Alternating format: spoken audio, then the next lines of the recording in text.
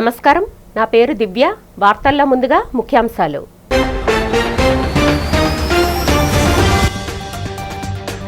నిర్మాణ దశను పూర్తి చేసుకున్న భోగాపురం అంతర్జాతీయ విమానాశ్రయం ఆగస్టు 1న ప్రారంభ ముహూర్తం ఖరారైనట్టు వెల్లడించిన కేంద్ర మంత్రి కింజరపు రామ్మోహన్ నాయుడు.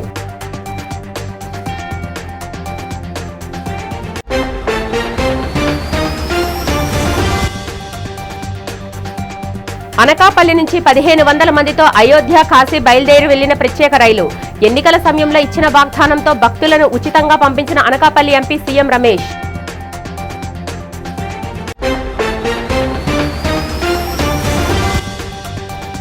పంచదార్ల కొండపై కూటమి నేతలు సాగిస్తున్న అక్రమ మైనింగ్ కు వ్యతిరేకంగా ఈ నెల 21న వైసీపీ ఆధ్వర్యంలో నిర్వహించనున్న చలో పంచదార్ల కార్యక్రమ వివరాలు వెల్లడించిన మాజీ మంత్రి అమర్నాథ్.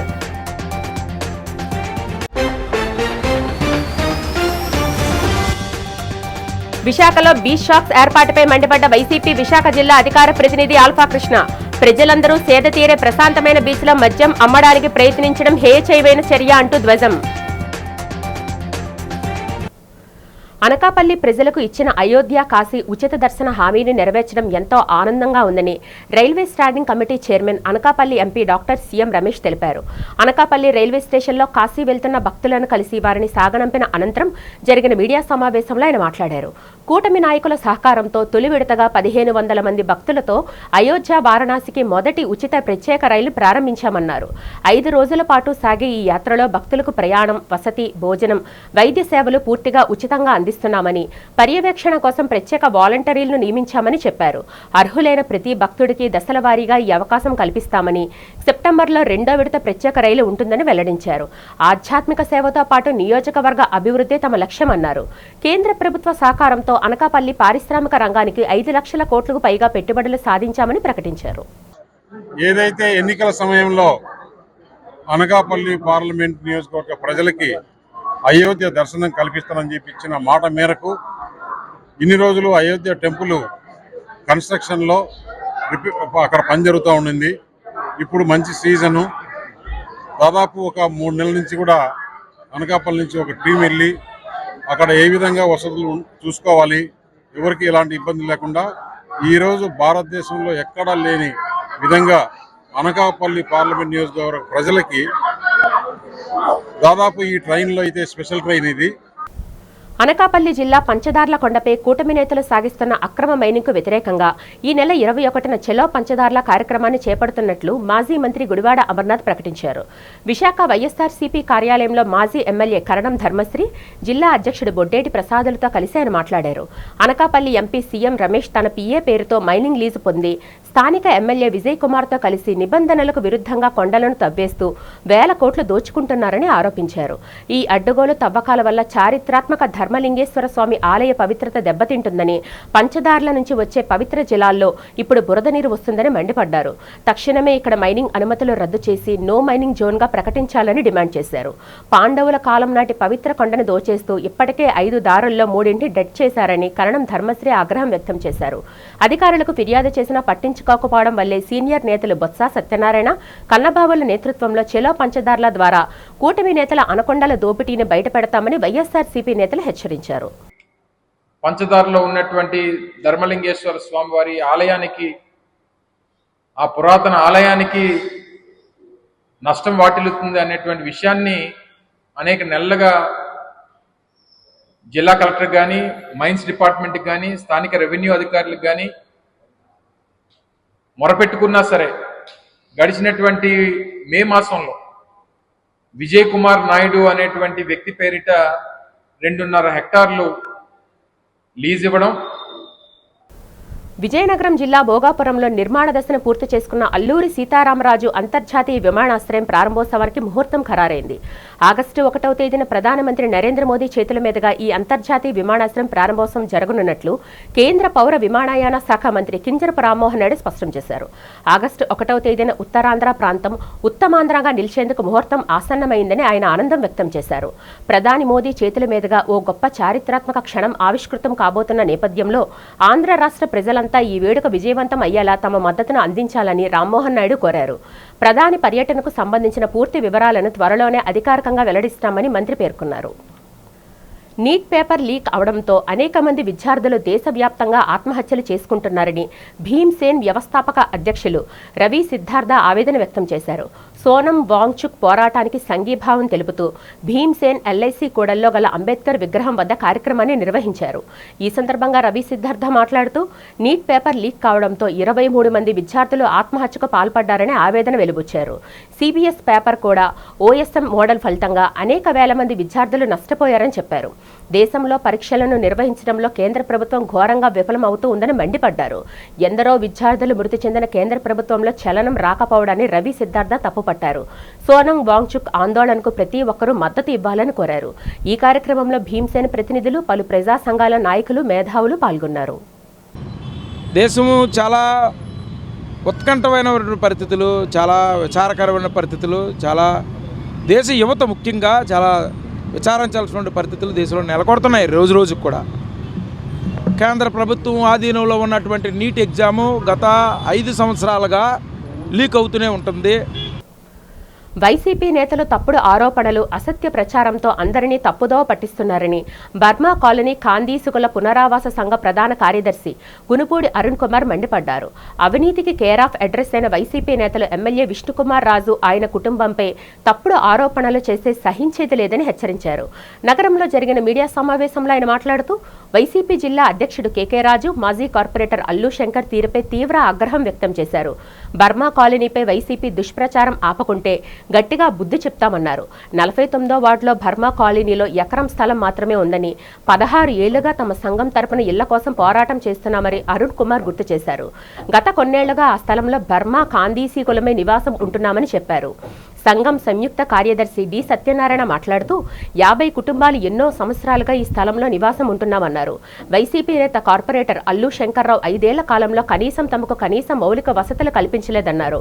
జగన్ సర్కార్ హయాంలో కూడా ఎన్నోసార్లు వైసీపీ సీనియర్ నేతలు, మంత్రులు కలిసి తమ గోడు విన్నవించుకుంటున్నా ఫలితం లేకపోయిందని వాపోయారు. ఇకనైనా వైసీపీ నేతలు దుష్ప్రచారానికి స్వస్తి చెప్పకపోతే తీవ్ర పరిణామాలు ఎదుర్కోవాల్సి ఉంటుందని సత్యనారాయణ హెచ్చరించారు.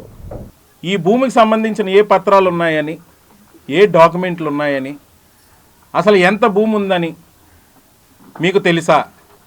ఈ భూమి ఎలాగొచ్చిందనేది మీకు తెలుసా? ఏమీ తెలియకుండా దయచేసి అసత్యాలు మాట్లాడవద్దు. స్థానికులు చెప్పారని, కార్పొరేటర్ చెప్పారని కేకే రాజు గారు తప్పుడుగా మాట్లాడుతున్నారు. మీకు కావాలంటే గవర్నమెంట్ దగ్గర నుంచి కాగితాలు తీసుకోండి, క్లారిటీగా మాట్లాడండి. ఇక్కడున్నది ఎకరం 4 సెంట్లు అయితే 3 ఎకరాలని కొన్ని పేపర్లో, 5 ఎకరాలని కొన్ని మీడియాల్లో ఇష్టం వచ్చిన విధంగా మాట్లాడుతున్నారు. దీన్ని కావాలని అతను పబ్బం గడుపుకోవడానికి, మీడియాలో కనిపించడానికి స్థానిక కూటమి నాయకులను కానివ్వండి, చంద్రబాబు నాయుడు గారిని కానివ్వండి కలుపుతున్నారు. అతనికి తెలుసు కదా, 2019లోనే అతను వైసీపీ ప్రభుత్వం ఉన్నప్పుడు కూడా మేము అతనికి రిప్రజెంటేషన్ ఇవ్వడం జరిగింది. ఇక్కడ స్థానికులకి కరెంటు మీటర్లు ఇవ్వండి, ఎన్నో ఏళ్ళ నుంచి ఉన్నారు, చాలామంది ఇబ్బంది పడుతున్నారని. మా ప్రభుత్వం వచ్చాక ఇస్తానని చెప్పి అతనే కదా అందరితోని చెప్పారు. మళ్ళీ ఈ 2 సంవత్సరాల తర్వాత రాత్రి 50 షెడ్లు నిర్మించారని అంటున్నారు. రాత్రి ఒక షెడ్ కట్టడం అవుతుందా? అలాంటిది 50 షెడ్లు నిర్మించినంత వరకు మీరు ఊరుకుంటారా? గత 15/6/2026న మా గ్రామానికి సంబంధించిన బర్మా కాందీసికుల సంతతైన వైఎస్ఆర్సీపీలో పనిచేస్తున్నటువంటి నాయకులు దుష్ప్రచారం కారణంగా పత్రికల్లోనే, ప్రింట్ మీడియా, ఎలక్ట్రానిక్ మీడియాల్లో వస్తున్న దుష్ప్రచారాల కారణంగా ప్రధానంగా అవన్నీ అవాస్తవాలు, అసత్యాలు, తప్పుడు ప్రచారాలని చెప్పడానికి, తెలియజేయడానికి ప్రధాన ప్రెస్ మీట్ అండి. దీనికి సంబంధించి ఇక్కడ వాళ్ళు ఎక్స్ కార్పొరేటర్ అయిన అల్లు శంకర్ గారికి, అలాగే కేకే రాజు గారికి దృష్టికి తీసుకెళ్ళి సమస్యని ఇక్కడ బర్మా కాందీసికులే భూమిని కబ్జా చేస్తున్నారని, ఒక్కొక్క ఇంటికి 5 లక్షలు 10 లక్షలు తీసుకుంటున్నారని, అలాగే 3 ఎకరాల ల్యాండ్ 5 ఎకరాల ల్యాండ్ కబ్జా అయిపోయిందని తప్పుడు ప్రచారాలు అన్ని మాధ్యమాల్లో ఇవ్వడం జరిగిందండి. వాళ్ళు భోగాపురం అల్లూరి సీతారామరాజు అంతర్జాతీయ విమానాశ్రయ ప్రారంభోత్సవానికి ప్రధానమంత్రి నరేంద్ర మోదీ రానున్న నేపథ్యంలో ప్రధాని పర్యటన ఏర్పాట్లపై అధికార యంత్రాంగం కసరత్తు ముమ్మరం చేసింది. ఇందులో భాగంగా ప్రత్యేక ప్రధాన కార్యదర్శి తిరుమల కృష్ణబాబు వీడియో కాన్ఫరెన్స్ ద్వారా ఉన్నత స్థాయి సమీక్షా సమావేశాన్ని నిర్వహించారు. ఈ కాన్ఫరెన్స్లో విజయనగరం జిల్లా collector S Ramasundar Reddy, SP AR Damodar పాల్గొని విమానాశ్రయ పనుల పురోగతితో పాటు భద్రతా స్వాగత ఏర్పాట్ల ప్రగతిని ప్రత్యేక ప్రధాన కార్యదర్శికి సుదీర్ఘంగా వివరించారు. ఈ సందర్భంగా ప్రత్యేక ప్రధాన కార్యదర్శి తిరుమల కృష్ణబాబు మాట్లాడుతూ దేశ ప్రధాని పర్యటన అత్యంత ప్రతిష్టాత్మకం కాబట్టి ఎలాంటి లోటుపాట్లు లేకుండా అన్ని శాఖల అధికారులు సమన్వయంతో పనిచేసి ఏర్పాట్లను పూర్తి చేయాలని ఆదేశించారు. విమానాశ్రయ ప్రాంగణంలో వీవీఐపీల కోసం హెలిప్యాడ్ల నిర్మాణం, భారీ బహిరంగ సభా వేదిక, బారికేడ్ల ఏర్పాటు, విదేశీ ప్రతినిధులు మరియు ప్రముఖుల కోసం ప్రోటోకాల్ నిబంధనలను పకడ్బందీగా అమలు చేయాలన్నారు.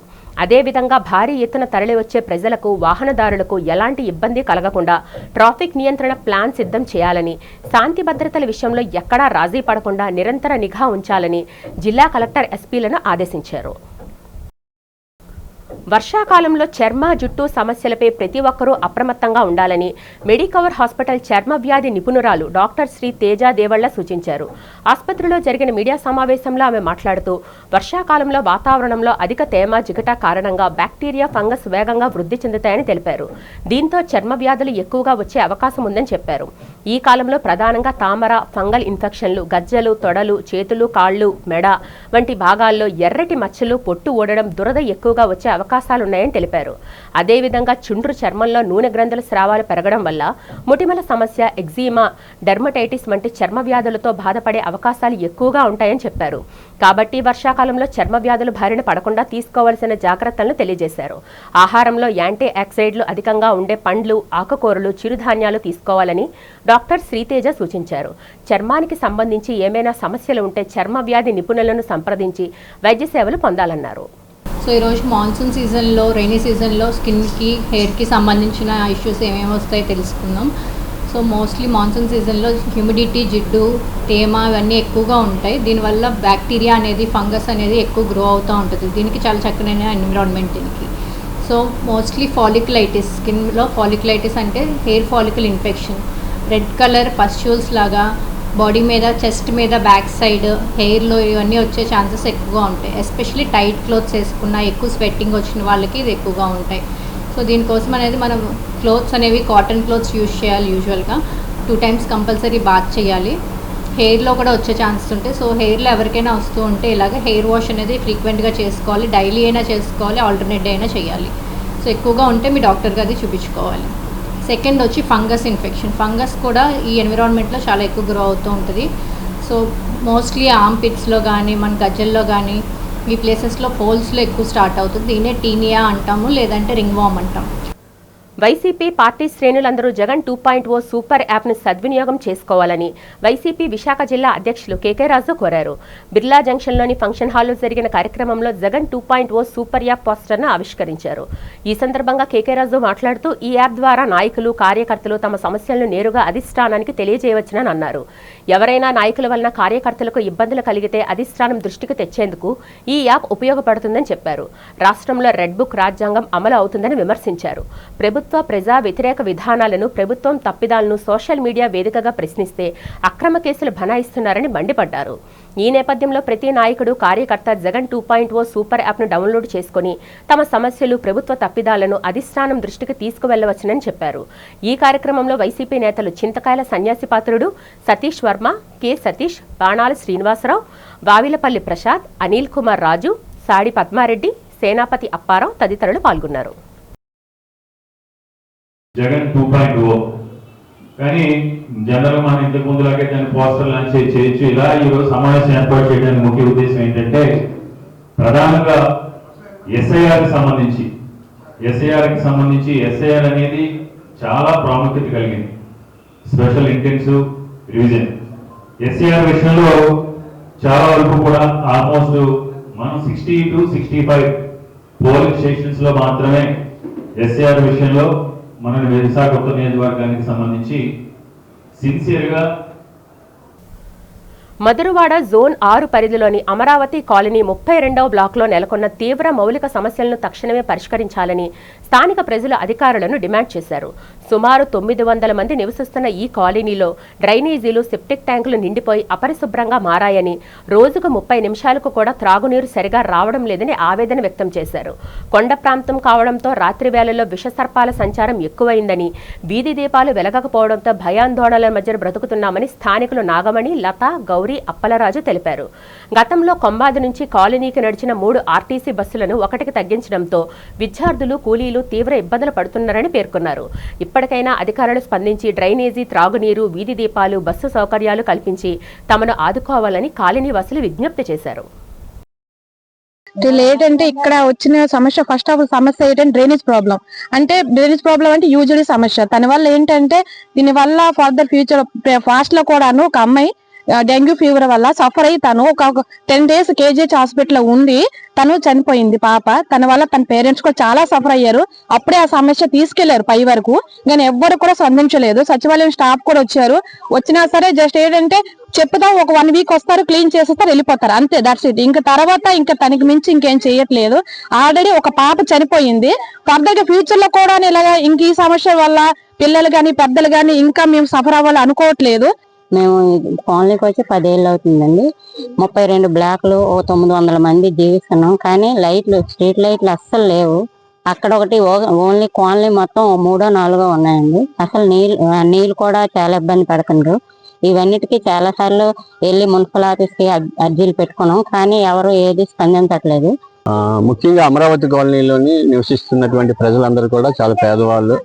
ప్రైవేట్ పనులు, చాలా తక్కువ ఆదాయాలు వచ్చేటటువంటి పనులు చేస్తున్నారు. అలాగే అసంఘటిత రంగ కార్మికులు, రోజువారీ కూలీలకు వెళ్ళే వాళ్ళు, హోటల్లో పనిచేసే వాళ్ళు, లేదా ప్రైవేట్ విద్యా సంస్థల్లో పనిచేసే వాళ్ళు ఉన్నారు.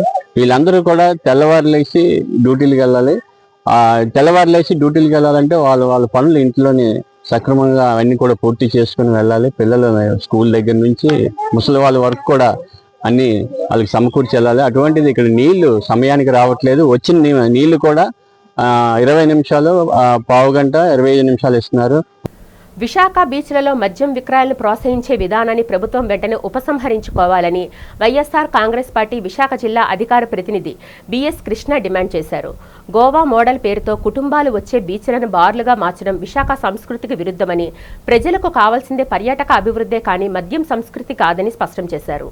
ఈ నిర్ణయానికి వ్యతిరేకంగా ప్రజా, మహిళా సంఘాలతో కలిసి వైఎస్ఆర్సీపీ పోరాడుతుందని, ప్రభుత్వం తక్షణమై ఈ ప్రతిపాదనను వెనక్కి తీసుకోవాలని కోరారు. అలాగే ప్రభుత్వం రాజకీయ ప్రత్యర్థులపై ద్వంద్వ వైఖరి అవలంబిస్తుందని ఆయన విమర్శించారు. చట్టం అందరికీ ఒక్కటేనని, అధికార పక్షం అహంకారపూరిత వ్యాఖ్యలు మానుకొని ప్రజా సమస్యలపై దృష్టి పెట్టాలని హితో పలికారు. హోంమంత్రి బాధ్యతాయుతంగా మాట్లాడాలని, ప్రజా వ్యతిరేక నిర్ణయాలు తీసుకుంటే రాబోయే ఎన్నికల్లో ప్రజలే తగిన బుద్ధి చెబుతారని బిఎస్ కృష్ణ హెచ్చరించారు.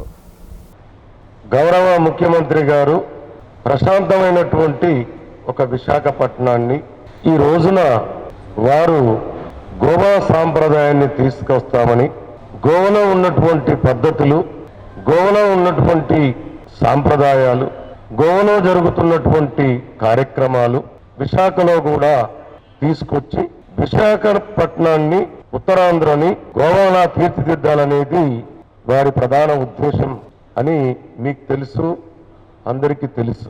అందులో భాగంగా మరి కూటమి ప్రభుత్వం తీసుకున్నటువంటి ఒక కీలకమైన అంశం విశాఖ ప్రజలకు ఏంటి అంటే విశాఖ బీచ్ లో షాక్స్. విశాఖ బీచ్ లో షాక్స్ అంటే చాలా మందికి తెలియట్లేదు. నాకు కూడా ఫస్ట్ అర్థం కాలే. ప్రతి జిల్లాలోని 1000 గజాలు తమ సామాజిక వర్గ కమ్యూనిటీ హాల్ నిర్మాణానికి స్థలాన్ని కేటాయించాలని అఖిల గాండ్ల తెలుగుల సంక్షేమ సంఘం గౌరవ రాష్ట్ర అధ్యక్షులు డాక్టర్ కల్లేపల్లి కూర్మరాజు రాష్ట్ర ప్రభుత్వాన్ని కోరారు. సంఘం ఆధ్వర్యంలో తమ సామాజిక వర్గానికి చెందిన విద్యార్థులకు ప్రతిభా పురస్కారాలు అందజేశారు. జూన్ 1 పీఈటీ తొలి సమావేశాన్ని నిర్వహించారు.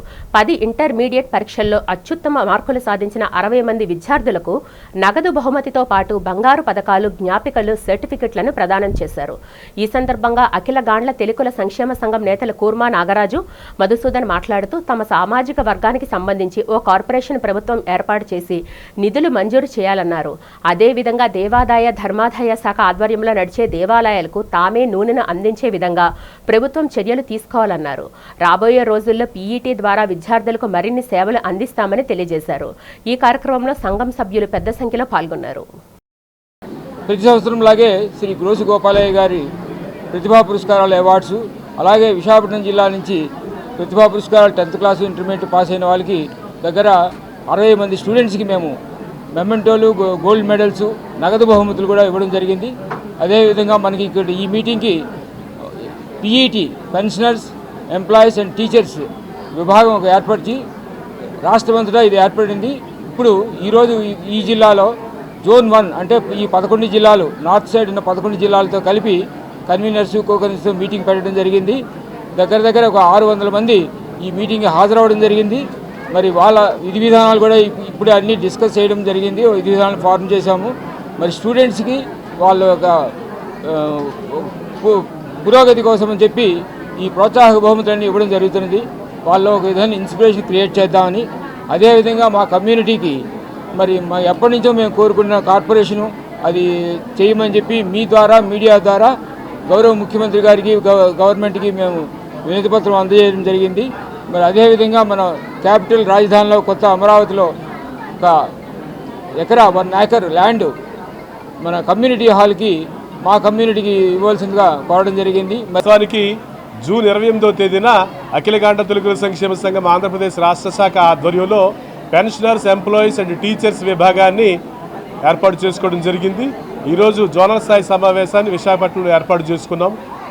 దాంతోపాటు మేము గత 6 సంవత్సరాలుగా మా కులానికి చెందినటువంటి విద్యార్థులను ప్రోత్సహించాలనేటువంటి సదాశయంతో, సత్సంకల్పంతో మేము గోల్డ్ మెడల్స్ డిస్ట్రిబ్యూట్ చేసుకుంటున్నాం. స్వర్గీయ శ్రీ గ్రోసు గోపాలయ్య గారి పేరు మీదట ఈరోజు నగదు ప్రోత్సాహకాలు, gold medals, certificates along with mementos కూడా అందజేయడం జరిగింది. అంతేకాకుండా ఈరోజు మా పీఈటీ జోనల్ స్థాయి సమావేశానికి ఈ 11 జిల్లాలకు చెందినటువంటి జిల్లా శాఖల పీఈటీల కన్వీనర్లు, కో కన్వీనర్లు హాజరయ్యారు. మా విద్యార్థులు వారి తల్లిదండ్రులు కూడా విశేష సంఖ్యలో హాజరు కావడం జరిగింది. శ్రీ పరదేశమ్మ వారి ఆలయ కమిటీ సభ్యుల ప్రమాణ స్వీకార మహోత్సవం జరిగింది. కమిటీ గౌరవ అధ్యక్షులుగా సీరం తాతాజీ, అధ్యక్షులుగా గోవిందరాజు యాదవ్, కార్యదర్శిగా మారుతీరావు, కోశాధికారిగా శ్రీను కమిటీ సభ్యులు ప్రమాణ స్వీకారం చేశారు. ఈ సందర్భంగా గోవిందరాజు మాట్లాడుతూ తనను అధ్యక్షునిగా ఎన్నుకున్నందుకు కమిటీ సభ్యులకు కృతజ్ఞతలు తెలిపారు. పాత కమిటీ భక్తుల దాతల సహకారంతో ఆలయ అభివృద్ధికి నా సాయశక్తిలా కృషి చేస్తానని చెప్పారు. సంఘం కార్యదర్శి మారుతీరావు మాట్లాడుతూ తమ కమిటీ 2028 వరకు పదవీ కాలంలో ఉంటుంది. ఆలయ అభివృద్ధితో పాటు భక్తులకు మెరుగైన సౌకర్యాలు కల్పించడమే తమ తొలి ప్రాధాన్యత అని చెప్పారు. శ్రీ పరదేశమ్మ అమ్మవారి ఆలయ కమిటీ చిత్తశుద్ధితో విధులు నిర్వహించి అమ్మవారికి సేవ చేస్తామని తెలియజేశారు. ఈ అవకాశం కల్పించిన గ్రామ పెద్దలకు, కమిటీ సభ్యులకు కృతజ్ఞతలు తెలిపారు.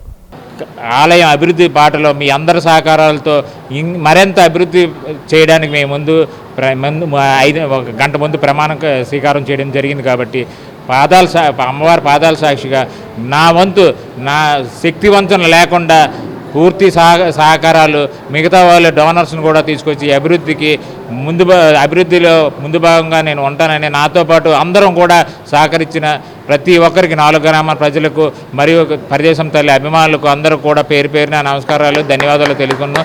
సెలవు తీసుకున్నాం. జై పరదేశం, జై జై పరదేశం. ప్రమాణ స్వీకార కార్యక్రమం ఈ కమిటీ 2026 నుంచి 28 వరకు ఈ కమిటీ ఉంటుంది. ఈ కమిటీకి గౌరవ అధ్యక్షుడిగా సీరం తాతాజీ గారు, అలాగే అధ్యక్షుడిగా గోవిందరాజు యాదవ్ గారు, అలాగే కార్యదర్శిగా మారుతీరావు గారు, అలాగే కోశాధికారిగా శ్రీను గారు, అలాగే ఆడిటర్గా కొత్తపల్లి నాగేశ్వరరావు గారు ఎన్నుకోవడం అయినది.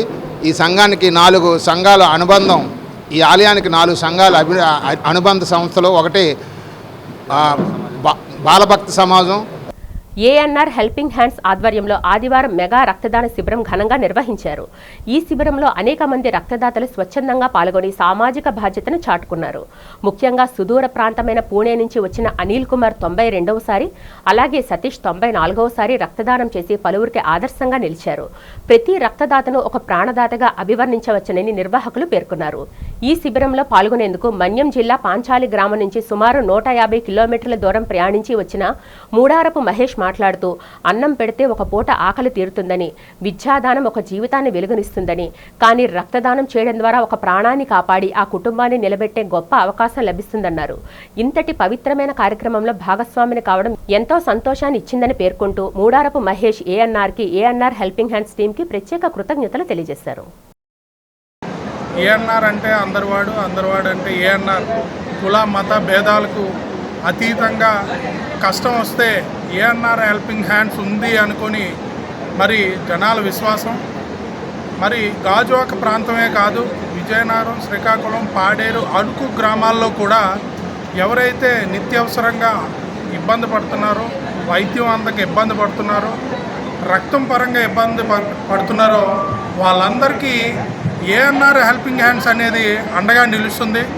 ఈ గత 5 సంవత్సరాలుగా మరి గాజువాక నియోజకవర్గంలో మరి క్రీడాకారులను ప్రోత్సహించడమే కాకుండా మరి వ్యాధిగ్రస్తులను, అలాగే నిత్యావసరంగా ఇబ్బంది పడుతున్న ఇల్లు నిర్మాణం కోసం విజయనగరంలో చేసిన అకుంఠిత దీక్షని ఈరోజు విజయవంతంగా పూర్తి చేసి విశాఖపట్నం సిపి గారు మరియు విజయనగరం ఎస్పీ గారు మరి మెచ్చుకునే విధంగా ఏఎన్ఆర్ హెల్పింగ్ హ్యాండ్స్ కార్యక్రమాలు నడుస్తున్నాయి. అంటే 150 కిలోమీటర్ల దూరం నుంచి ఈరోజు ఈ కార్యక్రమానికి నేను ఇక్కడికి రావడం జరిగింది.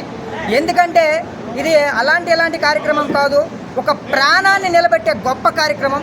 ఇలాంటి కార్యక్రమానికి నేను రావడం నా అదృష్టంగా నేను భావిస్తూ ఇక్కడికి వచ్చాను. ఎందుకంటే అన్నదానం చేస్తే ఒక పూట ఆకలి మాత్రమే తీరుతుంది, అలాగే విద్యాదానం చేస్తే ఒక జీవితానికి వెలుగులు మాత్రమే వస్తాయి. అదే రక్తదానం చేస్తే ఒకరికి జీవితాన్ని ఇవ్వచ్చు, అలాగే ఆ కుటుంబానికి వెలుగులు నింపచ్చు, అదే కుటుంబాన్ని నవ్వులు పూయించవచ్చు.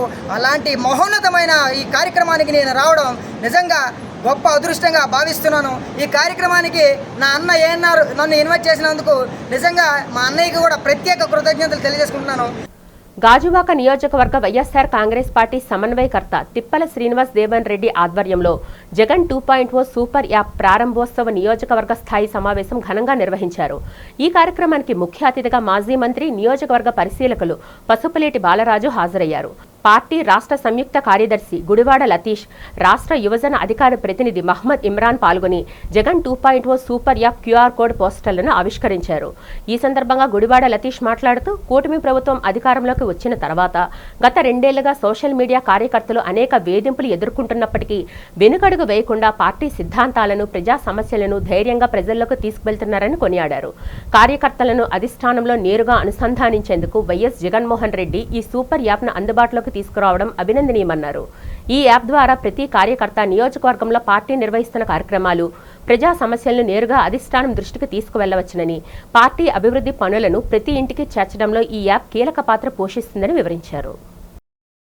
రాష్ట్ర వ్యాప్తంగా జరుగుతున్నటువంటి అన్యాయాల మీద పోస్ట్ చేయడం, మన పర్సనల్ పోస్టులతో పాటు అవి కూడా ప్యారలల్గా అవి కూడా పోస్ట్ చేయడం ద్వారా ఇప్పుడు నన్ను ఫాలో అయ్యే కొంతమంది ఉంటారు, మిమ్మల్ని ఫాలో అయ్యే కొంతమంది ఉంటారు, మిమ్మల్ని ఫాలో అయ్యే కొంతమంది ఉంటారు.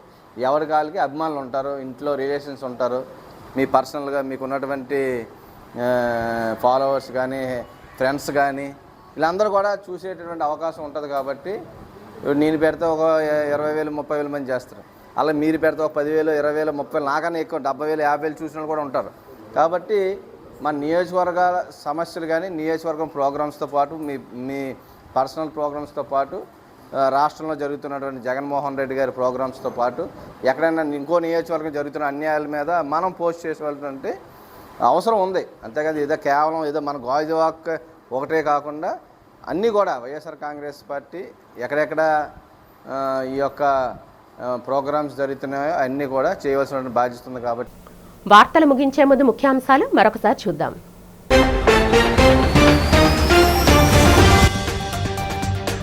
నిర్మాణ దశను పూర్తి చేసుకున్న భోగాపురం అంతర్జాతీయ విమానాశ్రయం ఆగస్టు 1న ప్రారంభ ముహూర్తం ఖరారైనట్టు వెల్లడించిన కేంద్ర మంత్రి కింజరపు రామ్మోహన్ నాయుడు.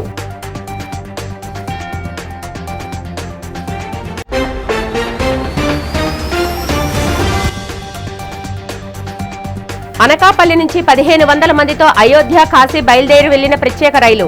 ఎన్నికల సమయంలో ఇచ్చిన వాగ్దానంతో భక్తులను ఉచితంగా పంపించిన అనకాపల్లి ఎంపీ సీఎం రమేష్.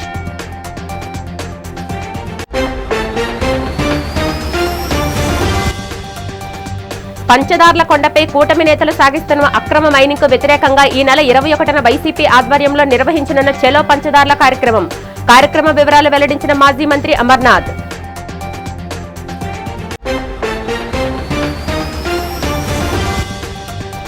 విశాఖలో బీచ్ షాప్స్ ఏర్పాటుపై మండిపడ్డ వైసీపీ విశాఖ జిల్లా అధికార ప్రతినిధి ఆల్ఫా కృష్ణ. ప్రజలందరూ సేద తీరే ప్రశాంతమైన బీచ్లో మద్యం అమ్మడానికి ప్రయత్నించడం హేయచైవైన చర్య అంటూ ధ్వజం. ఈ వార్తలు ఇంతటితో సమాప్తం. నమస్కారం.